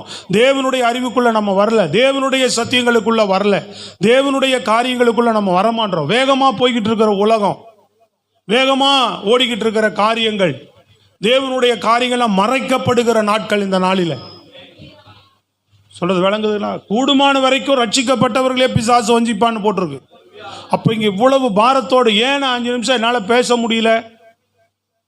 என்னால் சும்மா மாம்ச சரீரத்திலலாம் நான் நிற்கல. அப்படி ஏதோ ஒரு கோபத்துலையோ வேற எதுலையோ நிற்கல. எனக்கு ஆவியில் உணர்த்தப்படுற போகலை. உங்களுக்கு சும்மா நான் உங்களுக்கு இருதயத்துக்குள்ள அந்த சத்திய வசனம் போகாமல் சொல்றது விளங்குதுங்களாங்க? இப்படிப்பட்ட இன்னைக்கு ஒரு ஆவிக்குரிய காரியங்களை குறித்துதான விஷயங்களை என்ன செய்கிறது இல்லை, அநேகர் விளங்கி கொள்ளவோ அதில் வளருவதற்கோ என்ன செய்கிறாங்க, சபையில் ஒரு 10% கூட இல்லாமல் இருக்கிறாங்க. நீங்க மறுத்து சொல்ல முடியாது. அல்லது அட்லீஸ்ட் ஒரு துக்கப்படுகிற ஒரு உணர்வடைகிற இந்த பாதைக்குள்ள நேரா நான் போகணுன்ற கொஞ்சமாவது இருக்கிறாங்கன்னா அது ஏதோ ஒரு 10% இருக்கும். மற்றதெல்லாம் அது என்னன்னே தெரியாம டோட்டல் சும்மா ஏதோ ஐயா ஒரு பிரசங்கம் பண்ணார் அப்படின்ற மாதிரிலாம் இருந்தால் இது தேவ சத்தியம், இது தேவனுடைய வார்த்தை. சத்தமாக சொல்லுங்களேன் அல்லேலூயா. அப்போ ஆவியானவர் நமக்குள்ள தங்கி பிரியமானவர்களே உங்களை கரெக்டாக ஜெபிக்க வைப்பார். உங்கள் காரியங்களுக்காக நீங்கள் அல்லாட தேவையில்லை. நீங்கள் பலவீனமான நேரத்தில் உங்களுக்கு வேண்டிக் கொள்ள இது என்ன செய்யறதுன்னு ஆண்டவரே தெரியல, என் குடும்ப சூழ்நிலையோ பொருளாதார நெருக்கடியோ உன் பலவீனங்களோ உன் ஆவிக்குரிய வாழ்க்கையில் ஆண்டவரை ஜெபிக்காம இப்படி தூரமா இருக்கிறேன், சத்தியம் தெரியாம தூரமா இருக்கிறேன், சில பாவ காரியங்கள் என்னை மேற்கொள்ள வருது. கவனிக்கிறீங்களாமா? உலக காரியங்கள் என்னை மேற்கொள்ள வருது, தேவையற்ற விஷயங்கள் என்னை எதிர்நோக்கி வருது. அதை தேவ சமூகத்தில் போய் நீ ஜெபிக்க தெரியாத சூழ்நிலையில், பலவீனமாக இருக்கிற சூழ்நிலையில் நீ கரெக்டாக நீ போய் தேவ சமூகத்தில் உட்கார்ந்தா அந்த காரியங்களுக்காக ஜெபிக்க உன் இருதயத்தை திறந்தீங்கன்னா ஆவியானவரே எனக்கு உதவி செய்யுங்க அப்படின்னா உதவி செய்வார். ஜெபிக்க வச்சு அதிலிருந்து உன்னை எப்படி வெளியில் கொண்டு வரணுமோ, எந்த விதத்தில் தேவன் உனக்கு உதவி செய்யணுமோ அந்த விதத்தில் கர்த்தர் உனக்கு உதவி செய்ய இருக்கிறார். நீ எழும்பிற முடியும் கண்டிப்பா. சோத்திரம். எழுப்புறதுக்கு அவர் தயாரா இருக்கிறார். நீ இந்த அறிவோடு தேவ சமூகத்துக்கு போறதுக்கு தயாரா இருக்கிறியா? ஆவியான உதவியை நாடி ஜெபிக்க தயாரா இருக்கிறியா? அதுதான் இங்க பாயிண்ட் முக்கியம். சொல்றது விளங்குதாங்க? இந்த புரிந்து கொள்ள இந்த வெளிச்சம் உனக்கு இருந்தா போதும். ஐயோ இந்த சிக்கல், இந்த பிரச்சனை, இந்த சூழ்நிலை போகவே மாட்டோமே, ஜெபத்துக்கு முழங்காலே படியிட மாட்டோமே, பிரச்சனை சூழ்நிலை சரியில்லை, பலவீனம் அது இதுன்னு சொல்லி என்ன பண்ணிட்டு இருக்கிறோம், இப்படியே ஓடிக்கிட்டு இருக்கிறோம். இங்கே வந்து சர்ச்சில் புலம்புறோம். அந்த ஆராதனை வேளையில் கூடுமான எங்கிட்ட சொல்லி ஜெபம் பண்ணுங்கன்னு சொல்றீங்க. நாங்கள் ஜெபிக்க தான் செய்கிறோம். ஆனால் விடுதலை நீயே பெற்றுக்கொள்ள முடியும். வளர வளர உன்னுடைய காரியங்களை உன்னை கொண்டே ஆண்டவர் எல்லாம் செய்வார். சொல்லுங்களேம்மா, நல்லா சத்தியம். உன்னை கொண்டே விடுதலை தருவார். உன்னை கொண்டே ஒரு பலத்த காரியங்களை ஆண்டவர் செய்வார். எத்தனை நாட்களை ஏன் வீணடிக்கிறீங்க வாழ்க்கையை நாளையும்? இது எப்படி சாத்தியம், அது எப்படி சாத்தியம் எல்லாம் யோசிக்காத. தேவனுக்கு எல்லாம் சாத்தியம். அதான் பாருங்க, சர்வ ஞானி அவர், சர்வ வல்லவர். புரியுதுங்களா உங்களுக்கு? அவர் உங்களுக்கு உதவி செய்ய முடியும் கண்டிப்பா. எல்லா நேரத்திலும் உனக்கு உபகாரமா அவர் என்ன செய்ய முடியும், தூக்கி எடுக்க முடியும், உன்னை உருவாக்க முடியும். உன் மனசை இருதயத்தை நீ அவருக்கு சரியாக கொடுத்து ஆவியான உதவியோடு நீ ஜெபிக்க ஆரம்பிச்சா நான் எப்படி என்னன்னு கேட்டால் அழகாக உன்னை என்ன செய்வார், ஜெபிக்க வச்சு உன் வாழ்க்கையை நடத்துவார். அடுத்தது வழி நடத்துவார். உன்னை ஜெபிக்க வைக்கிறவர் அடுத்தது என்ன பண்ணுவார், உனக்குள்ளே தங்கி இருக்கிறவர் உன்னை சரியான வழியில் நடத்துவார். நான் சரியான வழியில் போயிட்டுருக்குறேங்க அப்படின்றதாங்க நமக்கு சந்தோஷம் இருக்கணும். சொல்கிறத கவனிக்கிறீங்களாங்க? அநேக நேரங்களில் நல்லா கவனித்து கொள்ளுங்க. அநேக நேரங்களில் எந்த விஷயமானாலும் சரி, இதை செய்யலாமா, அதை செய்யலாமா, அதை பண்ணலாமா, எனக்கு நிறைய யோசனைகள் வரும். ஆண்டவருடைய சமூகத்தில் ஜெபம் பண்ணிக்கிட்டே இருப்பேன், விண்ணப்பம் பண்ணிக்கிட்டே இருப்பேன், ஒப்பு கொடுத்துக்கிட்டே இருப்பேன், ஆவியானோட உதவி கேட்டுக்கிட்டே இருப்பேன். இதுவா ஆண்டவர் எது. ஆனால் நம்மளே யோசிக்காமல், நம்மளே நினைக்காத அழகான சரியான பாதையில் நடத்தி அவர் என்ன செய்யணுமோ அதை கரெக்டாக நம்மளை செய்ய வைப்பார். நீங்கள் அதை கேட்டுக்கிட்டே இருந்தால் தானே முடியும் இல்லையா? ஒரு வேலையின் பாதையிலையோ, உங்கள் குடும்ப வாழ்க்கை வழி நடத்துதல்லையோ, எதிர்காலத்தை குறித்தோ நீங்கள் என்னை வழி நடத்துங்க ஆண்டவரே. ஒரு வேலை விஷயமா நீங்கள் என்ன வழி நடத்துங்க. ஒரு தொழிலா நீங்கள் என்ன வழி நடத்துங்க. ஒரு வீடு பார்க்குறீங்களா நீங்கள் என்ன வழி நடத்துங்க. கேட்டுக்கிட்டே இருக்கணும் இருதயத்தில். உங்கள் ஆண்டவருடைய வழி நடத்தல் ரொம்ப ரொம்ப அவசியம். சொல்றது புரியுதாங்க? ஆமாம். பேதுரு ஒரு தரிசனம் பார்த்து அவர் குழப்பமான சூழ்நிலையில் உட்கார்ந்து இருக்கிறார். 10ஆம் அதிகாரம் அப்போஸ்தலர் 10:19-20 வேகமா வாசிங்க பார்ப்போம். பேதுரு அந்த தரிசனத்தை குறித்து சிந்தனை பண்ணி கொண்டிருக்கையில் ஆவியானவர், இதோ 3 மனுஷர் உன்னை தேடுகிறார்கள், நீ எழுந்து இறங்கி ஒன்றுக்கும் சந்தேகப்படாம அவர்களுடனே கூட போ. அல்லேலூயா சொல்லுங்க. நானே அவர்களை அனுப்பினேன் என்று அவனுக்கு சொன்னார். ஆமென். அல்லேலூயா. என்ன செய்யறதுன்னு அவன் ஒரு விஷயத்தை புரியாம குழப்படைந்திருக்கும் போது ஆவியானவர் உந்துதலை தருகிறார். சில நேரம் பேசுவார், ஆவியில உணர்வை உந்துதலை தருவார். ஒரு அலையிலையா சொல்லுங்க பார்ப்போம். இதை செய், இதை பண்ணு, இதில் போ. அப்ப நான் தான் நடத்துறேன், நான் தான் உங்களை கொண்டு வந்தேன், நீ ஒன்றுக்கும் சந்தேகப்படாம அவங்களோடு கூட எழுந்து போன்னு பேதுருவை வழி நடத்துகிறார் ஆண்டவர். ஒவ்வொருத்தரையும் ஆண்டவர் தெரிந்து கொண்ட நாள் முதல் கொண்டு கடைசி வரைக்கும் பிரியமானவர்கள் என்ன செய்வார்? அவர் எத்தனையோ பரிசுத்தவான்கள், தேவ மனிதர்கள், விசுவாச தேவ மக்கள், அவர்களெல்லாம் தேவ சமூகத்தில் ஆவியானவரை காத்து கொண்டு ஜெபித்து தான். ஏன் ஜபன்றோம்? நீ ஜபத்துக்கு போக போக உன்னை அறியாம ஆவியானவரே அப்படின்னு நீ அவரை மகிமைப்படுத்தி உன்னை அறியாம உனக்குள்ள விண்ணப்பங்கள் தானா சரளமா சில தேவையான நேரங்களில் வரும். எல்லா நேரங்களிலும் வரும்னு கூட சொல்ல முடியாது. உனக்கு தேவையான தகுதியான நேரங்களில் ஆவியானவர் என்ன பண்ணிடுவார்? உன்னை கொண்டு ஜெபிக்க வச்சிருவார். ஸ்தோத்திரம். அல்லேலூயா. உனக்குள்ள விண்ணப்பம் வரும். அப்ப அந்த விண்ணப்பம் வர வர ஆட்டோமேட்டிக்கா நீ ஒப்பு கொடுத்து அந்த காரியத்துக்காக நல்ல ஆவியில ஜெபிச்சிட்டீன்னா தானா ஆண்டவர் உன்னை நடத்திடுவார். ஸ்தோத்திரம். அல்லேலூயா. வழி நடத்துதல். எதுல போகணும், என்ன செய்யணும் தெரியாத போய் முழங்கால் படிக்கிட்டு, என்னவரே நீங்க நடத்துங்க, நீங்கள் நடத்துங்கன்னு கேளுங்க. பேதுரு பாருங்க, 13 வருஷமா ஒரு இடத்துல உட்கார்ந்துருக்கிறார். ஆவியானவர் திருவுளம் பற்றினாராம். நான் அழைத்த ஊழியத்துக்காக அவர்களை பிரித்து விடுங்கள் அப்படின்னு சொல்லி ஆண்டவர் என்ன பண்றார்? அவனை வழி நடத்துகிறார். அக்கினி ஸ்தம்பம், மேக ஸ்தம்பம் எதை குறிக்குது? ஹலோ, முதல் அக்கினி ஸ்தம்பம் மேக ஸ்தம்பம் யாரை நடத்துச்சு? இஸ்ரவேல் ஜனங்களை நடத்துச்சு. அது எதுக்கு அடையாளம்? பரிசுத்தாவியானவருக்கு அடையாளம். அக்கினி ஸ்தம்பமும் மேக ஸ்தம்பமும் எதற்கு அடையாளம்? பரிசுத்தாவியானவருக்கு அடையாளமாக காணப்படுகிறது. அப்போ வழி நடத்துறதுக்கு ஆண்டவர் எதைத்தான் வச்சார்? அவங்கள வழி நடத்துறதுக்கு இரவுல அக்கினியாகவும் பகல்ல மேக ஸ்தம்பமாகவும், இரவும் பகலும் உன்னை எப்பொழுதும் வழி நடத்துகிறவராக ஆவியானவர் உனக்குள்ள இருந்து கொண்டே இருக்கிறார். எந்த நேரமாகட்டும், எந்த சூழ்நிலையாகட்டும், எப்பொழுதும் உன்னை வழி நடத்த ஆயத்தமா இருக்கிறாருமா. நல்லா சத்தமா தான் கையை உயர்த்தி சொல்லுங்களேன். வழி நடத்துதலை பெற்றுக்கொள். நீ சொல்லக்கூடாது ஆண்டவர்கிட்ட, ஆண்டவரே நான் இப்படி போறேன் என்ன நடத்துங்க. லோத்து சொன்னான்ல, நான் அங்க போறேன், நான் இங்க போறேன். ஆண்டவர் அங்க போடானா இங்க போறேன்றான், இங்க போடானா அங்க போறேன்றான். எத்தனை பேர் அப்படி குழப்பம் பண்ணாங்க இல்லையா? ஆனா சில பேர்கிட்ட ஆண்டவர் சொல்லும்போது, எழுந்து நீ புறப்பட்டு எல்லாவற்றையும் விட்டு போ அப்படின்னு ஆபிரகாம் எழுந்து புறப்பட்டு போயிட்டான். ஈசா கிட்ட சொல்றார், இங்கிருந்து நீ எழும்பி போகாதேனார். போகல அவன். சோத்திரம். அல்லேலூயா. யாக்கோபு அவங்க மாமா வீட்டில் இருக்கும்போது சொல்றார், எழுந்து நான் உனக்கு தரிசனமான இடத்துக்கு போ. தைரியமா எழுந்து புறப்பட்டு வரான். சொல்றான், ஆண்டவர் என்ன போ சொல்றார், அவர் என்னோடு கூட வருவார், வழி நடத்துவார் என்னன்னு நம்பிக்கையோட போறாங்க. வசனம் சொல்லுது, மக்னாயிம் என்கிற இடத்துல தேவ தூதர்கள் அவனை சந்தித்தார்களாம். அப்படின்னா தேவ தூதர்களுடைய பாதுகாப்போடு கூட வழி நடத்தப்பட்டான் அவன். கையை தட்டி நல்லா தான் சொல்லுங்களேன். Praise the lord. அல்லேலூயா. கர்த்தர் நம்மை வழி நடத்துகிறவருங்க. எலியேசர் சொல்லுகிறான், என்னை நேர்வழியாய் நடத்தி வந்த தேவன் அப்படின்றான். சத்தமா பலனா சொல்லுங்க. உன்னை நேர்வழியாக நடத்துவார், சரியா நடத்துவார், உன்னை கரெக்டான பாதையில் நடத்துவார். உன் வழி பெசகிற மாதிரி சில நேரங்களில் அப்படியே தத்தளிக்கிற மாதிரி தெரியலாம். ஆண்டவரே சரியான வழியில தான் போகிறோம். அந்த வழியை பின்பற்றி போகிறவர்களுக்கு, அந்த வழியிலே நடக்கிறவர்களுக்கு சில நேரம் அப்படியே இருள் சூழ்ந்த மாதிரி தெரியலாம்.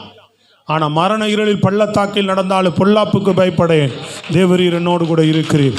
அங்கே அவர் எனக்கு வெளிச்சமாக இருந்து என்னை நடத்த அவர் வல்லமுள்ளவராக இருக்கிறார். அந்த நேரத்திலே நடத்துவார் நம்மளை. கவனிக்கிறீங்களாமா? ஸ்தோத்திரம். எந்த சூழ்நிலையிலே ஆவியானவர் நம்மை வழி நடத்துகிறவர். வழி நடத்துதலை கேட்டு பெற்றுக்கொள்ளுங்க.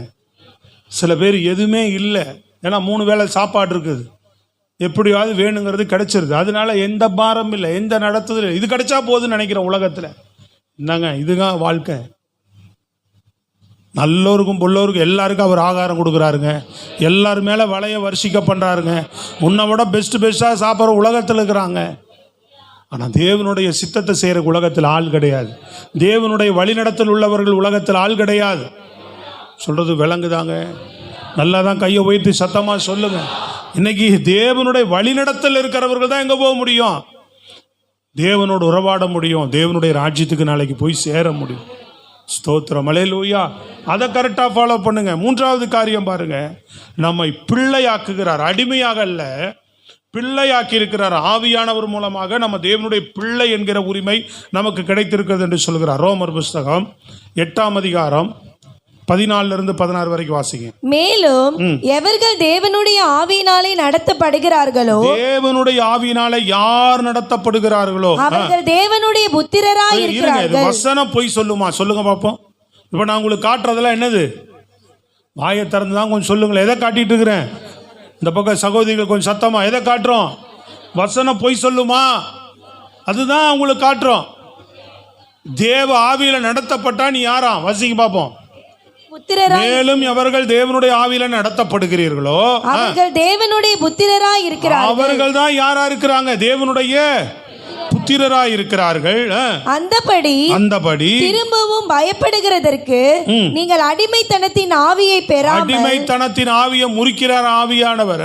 அப்பா பிதாவே என்று கூப்பிட பண்ணுகிற புத்திர சுவிகாரத்தின் ஆவியை பெற்றீர்கள். புத்திரரா நம்ம மாறுறோம். ஆவி அந்த அப்படிப்பட்ட அபிஷேக ஆவியானவர் மூலமா தான் நம்ம பிள்ளையாவே மாறுறோமாங்க. சத்தமா சொல்லுங்க பாப்போம். பரிசுத்தாவியானவர் மூலமாக தான் நம்ம அவருடைய பிள்ளை என்ற அங்கீகாரமே உண்டாகுதான். அவருடைய பிள்ளைன்னா ஆவியானவர் உனக்குள்ள இருக்கணும். ஸ்தோத்திரம், அல்லேலூயா. தெளிவா புரிஞ்சுதா? நான் சொல்றது விளங்குதா? ஆமா, அப்படிதான் அங்க வசனம் சொல்லுது. அவர் பிள்ளையா ஆவியானவர் உனக்குள்ள இருக்கணும். ஸ்தோத்திரம், பிரைஸ் தி லார்ட். ஆமா, வாசிங்க பாப்போம். நாம் தேவனுடைய பிள்ளைகளாய் இருக்கிறோம் என்று ஆவியானவர் தாமே நம்முடைய ஆவியினுடைய கூட சாட்சி கொடுக்கிறார். நம்முடைய ஆவியினோடு கூட சாட்சி கொடுக்கிறார். நாம் தேவனுடைய பிள்ளைகளாய் இருக்கிறோம் என்று ஆவியானவர் தான் சாட்சி கொடுக்கிறாராம். இது மீட்கப்பட்டிருக்கு, இது ரட்சிக்கப்பட்ட பிள்ளை, உங்களை விசுவாசிக்கிற பிள்ளை, உங்களை ஏற்றுக்கொண்ட பிள்ளை, நானும் அவனுக்குள் அவளுக்குள் தங்கி இருக்கிறேன் என்பதை ஆவியானவர் சாட்சி கொடுக்கிறாராம். கையை தட்டி சொல்லுங்க, விளங்குதா உங்களுக்கு? யாரா மாறுற? ஆவியானவர் மூலமா. சொல்லுங்க, யாரா மாறுற? நம்ம தேவனுடைய பிள்ளைகள். இனி அடிமைத்தனம் இல்லை. நல்லா கவனிங்க. தேவனுடைய பிள்ளைன்னா அப்பாவுடைய சொத்தெல்லாம் யாருக்கு? அப்பாவுடைய உரிமையெல்லாம் யாருக்கு? பிள்ளைக்கு தான். அப்போ அவருடையதெல்லாம் உங்களுடையதான் மாறும். கையை தட்டி சொல்லுங்களேன், விளங்குதா உங்களுக்கு? அவருடையதெல்லாம் எல்லாமே நம்முடையது தான். அதனால தான் பரலோகம் அவருடையது.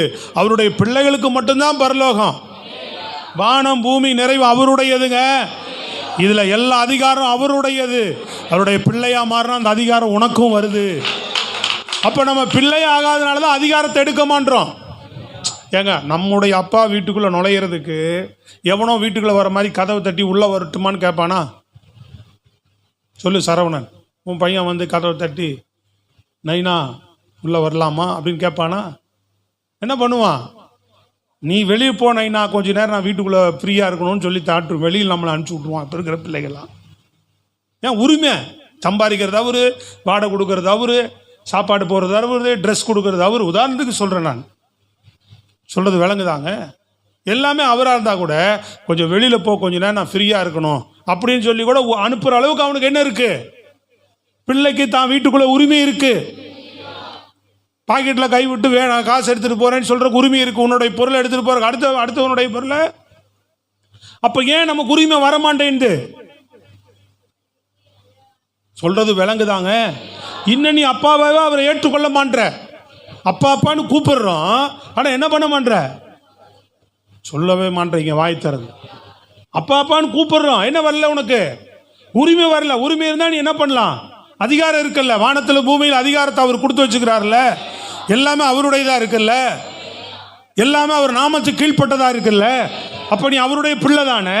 அப்ப நீ உரிமையோட என்ன பண்ணலாம்? இது எங்க அப்பாவுடையது, இந்த வானம் பூமி எங்க அப்பாவுடையதுடா, எனக்கு ஒன்று தேவை, எனக்கு ஒரு ஆசீர்வாதம் தேவை, எனக்கு ஒரு நன்மை தேவை அப்படின்னு என்ன பண்ணும்? உரிமை பாராட்டி வாங்கு. சொல்றது விளங்குதாங்க? என்ன பண்ணு? உரிமை பாராட்டி வாங்குங்க.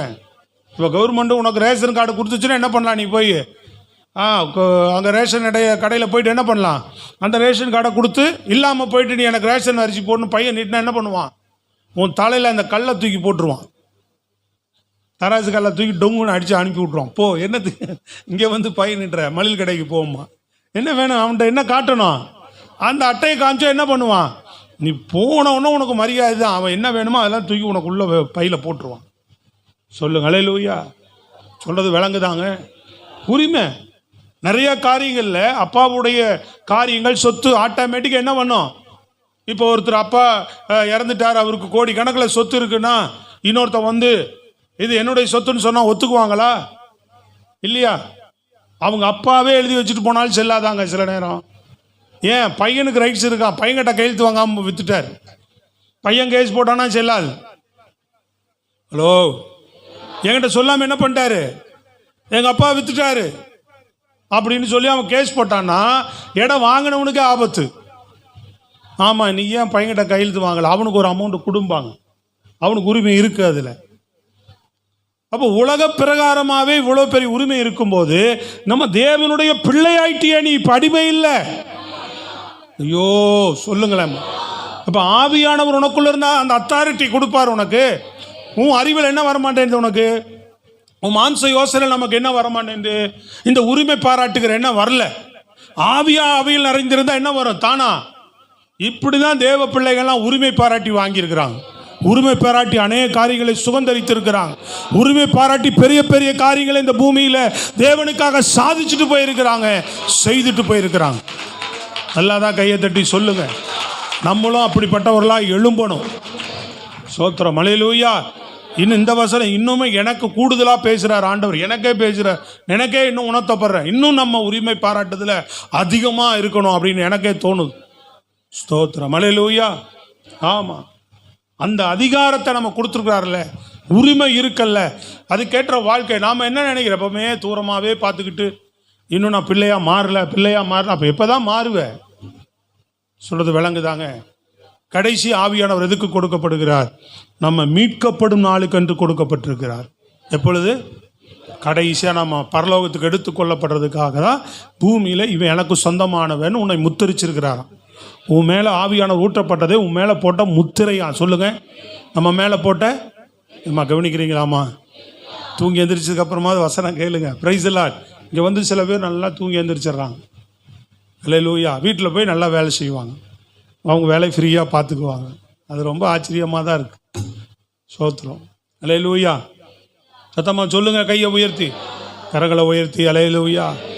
நம்ம மீட்கப்படுவதற்காக தான் இந்த பூமியில் ரட்சிக்கப்பட்டோன்னுமே, இது என் பிள்ளை, இது நான் நாளைக்கு எனக்கு பரலோகத்துக்கு மீட்கப்படுவதற்காக அப்படின்னு சொல்லி உன் மேலே ஊற்றப்படுகிற அபிஷேகமே உன் மேலே போடுகிற முத்திரை என்று சொல்லப்பட்டிருக்கிறது. சோத்திரம். முதல்ல என்னது? ஆவியான நமக்குள்ள தங்கி வாசம் பண்ணி என்ன செய்கிறார்? சத்தமாக சொல்லுங்க, என்ன செய்கிறார்? ஜெபிக்க வைக்க. ரெண்டாவது என்ன பண்ணுறார்? நம்ம வழி நடத்தலுக்கு நிறைய வசனம் இருக்கு, டைம் இல்லாதனால வேக வேகமாக போயிட்டேன். அடுத்தது, ஏன்னா துவக்கத்தை ஒழுங்காக சொன்னால் தான் குறிப்பு உங்களுக்கு ஈஸியாக போயிடும். அதனால் குறிப்பை நான் ஸ்டார்ட் பண்ணிக்கிறேன். துவக்கம் உங்களுக்கு ரொம்ப முக்கியம். துவக்கம் புரியாமல் குறிப்பை நான் ரொம்ப வேகமாக பேசிட்டு நிறையா சொல்லிட்டு போனால் உங்களுக்கு ஒன்றும் போய் சேராது. சொல்கிறது புரியுதுங்களாங்க? ஹலோ, ஒரு இடத்துக்கு போய் சேரணும்னா வா போவோம்னாவே உங்களுக்கு என்ன இருக்கும், எங்கே போகிறாரோ தெரியலையே, எங்கே கூப்பிட்டு போகிறாரோ தெரியலையே அப்படின்னு உட்கார வச்சு இப்படி தான் இந்த மாதிரி தான் இதுன்னு ஒரு பயங்கர பிளான் எல்லாம் சொல்லி இப்படி தான் அப்படின்னு சொல்லிட்டா எவ்வளோ தூரம் கூப்பிட்டு போனாலும் நம்மால் நம்பிக்கையோடு வருவான் கூட. சொல்லுங்களா அல்லேலூயா. இல்லாட்டி வா போகலான்னா எங்கே போகிறான்னே தெரியாது. அதனால தான் முதல்ல என்னன்றதை உங்களுக்கு விளக்கமாக சொல்லிட்டு வசனங்களை சுருக்கமாக சொல்கிறேன், விளங்குவீங்க நினைக்கிறேன். மூன்றாவது, பிள்ளையாக மாறிட்டோம். அப்போ என்ன பண்ணோம், இனிமேல் என்ன செய்யக்கூடாது, எதில் போகிறேன்னு தெரியலையே, நான் என்ன செய்கிறேன்னு தெரியலன்னு சொல்லக்கூடாது. என்ன செய்கிறேன்னு அவர்கிட்ட தான் இனிமேல் கேட்கணும். எப்படி போகணும் ஆண்டவரேன்னு கேட்கணும். உன்னோட ஒரு தேவைக்கும் உன்னோட ஒரு காரியத்துக்கும் நீ ஜெபம் பண்ணால் உனக்கு பதில் வருன்ற நம்பிக்கை உனக்கு வரணும். ஆவியானவர் எனக்குள்ளே இருக்கிறார், உதவி செய்வார், நான் ஜெபம் பண்ணால் எனக்கு பதில் வரும், வழி நடத்துவார்னு ஜெபம் பண்ணு. அல்லேலூயா. கூடவே சேர்ந்து என்ன பண்ணு, நீ பிள்ளையா இருக்கிறனால உரிமை பாராட்டு. சத்தமா சொல்லுங்க, என்ன பண்ணு, நீ பிள்ளையா இருப்பதனால கூட மூன்றாவது சேர்ந்து உரிமை பாராட்டு. கடைசியில் நம்பிக்கையோடு இந்த பூமியில் ஓடு, ஒரு நாள் ஆண்டவர் வருவார், என்னை எடுத்துக்கொள்வார். அந்த நிச்சயம் கண்டிப்பாக இருக்கணும். அந்த நிச்சயம் மற்றவர்களாய் நம்ம ஒரு நாள் ஓடக்கூடாது. தேவ பிள்ளைகள் என்ன நம்பிக்கை இருக்கணும், சத்தமா சொல்லுங்க, என்ன நம்பிக்கை இருக்கணும், என் இயேசு வருவார், என்னை அழைத்து கொண்டு போக, என்னை மீட்டு கொண்டு போக அப்படின்ற நம்பிக்கை யார் அதிகமாக கொடுக்குறவர், உனக்குள்ள இருக்கிற ஆவியானவர் அந்த நம்பிக்கை கொடுத்துக்கிட்டே இருப்பார். நீ மாம்சத்தில் வாழ்ந்தால், உலகத்துக்குள்ளே வாழ்ந்தால் என்ன நம்பிக்கை வராது. நான் ஆண்டவர் வந்தால் போவேனா, நானே தப்பு பண்ணுறேன், நானே இப்படி இருக்கிறேன், புழுவாக இருக்கிறேன், கருப்பாக இருக்கிறேன், வெள்ளையாக இருக்கிறேன், ஏதோ சொல்லிட்டு என்ன பண்ணுவோம், சபைக்கெல்லாம் வந்துட்டு போயிட்டு இருப்போம், எல்லாமே பண்ணிக்கிட்டு இருப்போம், ஊழிய வேற செய்வோம் அதில் சில நேரம். ஆனால் ஆண்டவர் வந்தால் போவாரான்னு சந்தேகம் வந்து போகும். இது நல்லது கிடையாது. சோத்திரம். ஆவியானவர் அப்படி எண்ணம் கொடுக்க மாட்டார். சோத்திரம். அல்லேலூயா. ஆவியானவர் இருந்தார்னா தானே என்ன வரும், சோத்திரம் எங்கே வரும், ஆண்டவர் வரும்போது நிச்சயமாக போவேன். இன்னும் ஆவியானவரால் நிறைய விஷயங்கள் இருக்குங்க. உங்கள் மாம்ச காரியங்கள் தானாக விலகி போகும், ஆவியின் மாம்ச சிந்தை தானாக ஓடி போகும், உலக காரியங்கள் மேலே தானாக வெறுப்பு வரும். நிறைய அதான் சொன்னேன், இந்த லிஸ்ட்டு நிறையா இருக்குது. நான் சில விஷயங்கள் மட்டும் விளங்கி கொள்ளும்படி சொல்லுகிறேன். அதுக்கு ஆதாரமான வசனம், கடைசிக்கு ஆதாரமான வசனம் எபேசியர் 1ஆம் அதிகாரம் 13-14 வாசிங்க பார்ப்போம். எபேசியர் 1. நீங்களும் உங்கள் ரட்சிப்பின் சுவிசேஷமாகிய சத்திய வசனத்தை கேட்டு விசுவாசிகள் ஆனபோது வாக்குத்தத்தம் பண்ணப்பட்ட பரிசுத்த ஆவியால் அவருக்குள் முத்திரை போடப்பட்டீர்கள். அவருக்குள் என்ன செய்யப்பட்டீங்க, முத்திரை போடப்பட்டீர்கள். அவருக்கு சொந்தமானவர்கள் அவருக்கு மகிமைக்கு புகழ்ச்சியாக மீட்கப்படுவார்கள் என்பதற்கு ஆவியானவர் நம்முடைய சுதந்திரத்தின் அச்சாரமாய் இருக்கிறார். ஆமென். அல்லேலூயா. அவருடையவர்கள் எப்படி இருப்பாங்களா, அவருக்கு சொந்தமானவர்கள் அவருடைய மகிமைக்கு புகழ்ச்சியாக மீட்கப்படுவார்கள் என்பதற்கு ஆவியானவர் தம்முடைய சுதந்திரத்தின் அச்சாரமாய் இருக்கிறார். முத்திரை போடப்பட்டு இருக்கிறோம் மீட்கப்படும் நாளுக்கென்று. அதனால தான் நீங்கள் இதே எபேசியரில் 5ஆம் அதிகாரத்தில் 4ஆம் அதிகாரத்தில் 30வது வசனத்தில் நீங்க பார்க்கும்போது இதே நீங்கள் மீட்கப்படும் 4:30 பாருங்க, அழகா ஆவியா இதுல பவுல் அழகா சொல்லுவார், அன்றியும் நீங்கள் மீட்கப்படும் நாளுக்கென்று முத்திரையாக பெற்ற தேவனுடைய பரிசுத்த ஆவியை துக்கப்படுத்திராதீங்க அப்படின்றார். சோத்திரம். மீட்கப்படும் நாளுக்கென்று நீங்க முத்திரையாய் பெற்ற பரிசுத்த ஆவியானவரை என்ன துக்கப்படுத்திட்டீங்கன்னா போறது கஷ்டம். ஆண்டவர் சொல்றாருல, இவங்க மனுஷனை ஏந்தா உண்டாக்கணும்னு இருதயத்தில் துக்கம். அவருக்கு சவுலை ஏண்டா ராஜாவாக்கணும்னு துக்கம். சொல்றது விளங்குதாங்க. இப்படி ஆண்டவர் ஒரு நாள் என்ன செய்யக்கூடாது, துக்கப்படுத்திடக்கூடாது. நமக்குள்ள இருக்கிற ஆவியானவர் துக்கப்படுத்தக்கூடாது. மீட்கப்படும் அதுதான் சொல்றேன். சில பேர் நீங்க யோசிக்கலாம், அவர் பரிசுத்த ஆவியை பெற்று ஐஜங் லாம்ஜங்கெல்லாம் பண்றாங்களே, விட்டா அந்த தர்மகோடெல்லாம் பொத்துக்கிட்டு மேலே போயிடுவாங்களே, செட்டு மேலே போயிடுவாங்களே ஐயா, தலைகளால் நின்று அந்நிய பாஷை பேசுகிறாங்களே, ஆனால் வெளியில் பார்த்தா வேறு பாஷையெல்லாம் பேசுகிறாங்களே, வேறு மாதிரி நடந்துக்கிறாங்களே அப்படின்னா இதுதான் முத்திரை போட்டாச்சு. நீ என்ன பண்ணிட்டு இருக்கிற, முத்திரையை வாங்கிட்டு கீழே பெரிய லிஸ்ட் இருக்குது. கோபம், சகலவித கசப்பு, கோபம், மூர்க்கம், குக்குரல், தூசணம், துர்க்குணம், இதெல்லாம் நீங்காமல் வச்சுக்கிட்டு இருக்கு. மன்னிப்பு இல்லாமல் இருக்குது. ஆவியானவர் வச்சுக்கிட்டு ஐஞ்சம் லாங்ஜெல்லாம் பண்ணுது. முத்திரை கொடுத்தார், நீ தாகத்தோடு கேட்ட, அபிஷேகம் கொடுத்தாச்சு, அந்நிய பாஷை பேசுற, அல்லேலூயா. அப்போ அதை நீ தான் காத்துக்கொள்ளணும், துக்கப்படுத்தாமல் என்ன பண்ணணும் சொல்லுங்களேங்க நல்லா சத்தம். பிரைஸ் எல்லாம். இப்போ இவரே சொல்கிறாருல்ல, அனியா சப்பரால் ஆவியானவரை துக்கப்படுத்தும்படி நீங்கள் 2 பேரும் சேர்ந்து ஒன்றா பொய் சொன்னது என்ன? இடத்த விற்றுட்டு கொண்டு வந்து விற்ற காசில் காணிக்க கொடுக்க வரும்போது அவங்க வஞ்சித்ததுனால அங்கே சொல்ல பேதுரு சொல்கிறாருல்ல, நீங்கள் அவரை ஏன் விசனப்படுத்துறீங்க? 2 பேரும் ஒன்றா சேர்ந்து